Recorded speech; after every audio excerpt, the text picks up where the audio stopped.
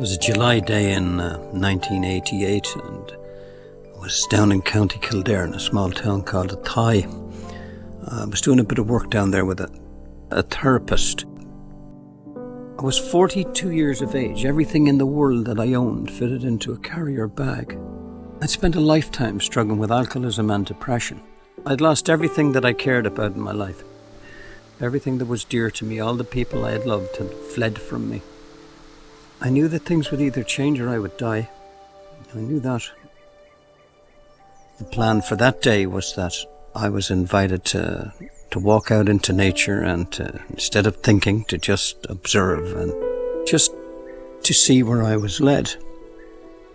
It was a quiet morning. I was conscious of the sun on my back, and towards the end of it, I found a graveyard.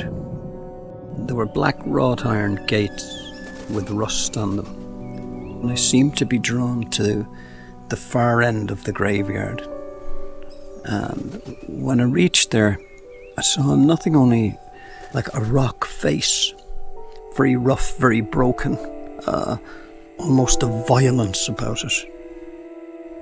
But out of a tiny crack in that rock, I saw a small blue flower where nothing should have survived, where nothing should have lived. I saw how fragile it was, and yet how strong, how tenacious. I saw the beauty of it, how delicate it was. And it touched me. And I realized at some level deep within me that the answer, if there was an answer, was to stop struggling. I'd spent a lifetime struggling, and it had destroyed me. I lost track of time. And perhaps for the first time in my life, I experienced what it was like to be still, to be quiet, within. And I knew that this would be a defining moment in my life.